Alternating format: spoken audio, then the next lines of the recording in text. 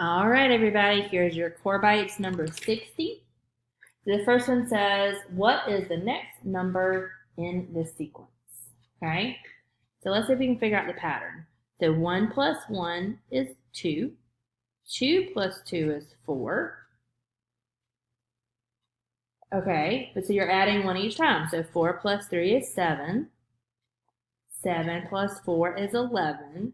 So 11 plus 5 would be 16, and then 16 plus 6 would give us the 22. So you add 1, 2, 3, 4, and then that's how you get 22. All right, number 2.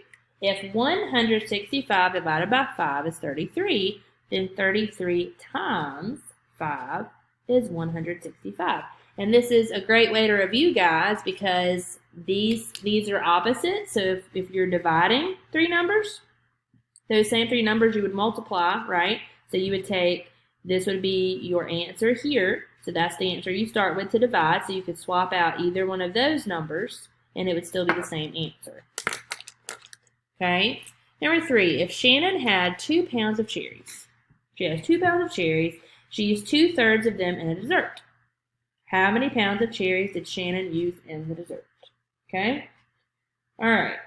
So,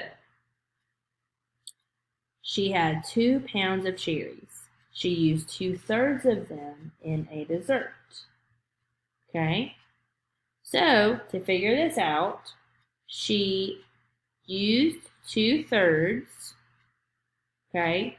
And so we want to multiply it by 2 over 1. We got the 2 from the 2 pounds because we want to see how many pounds that is. Okay? And so 2 times 2 is 4. 3 times 1 is 3. So now we've got to take this improper fraction and make it into a mixed number. Okay? So 4 divided by 3.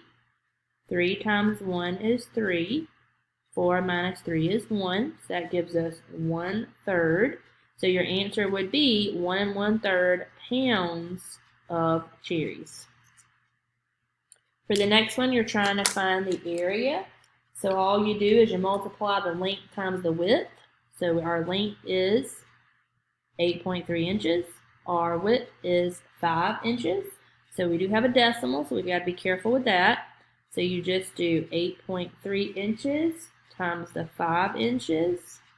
5 times 3 is 15. Regroup, carry that over. 5 times 8 is 40. 40 plus 1 would be 41.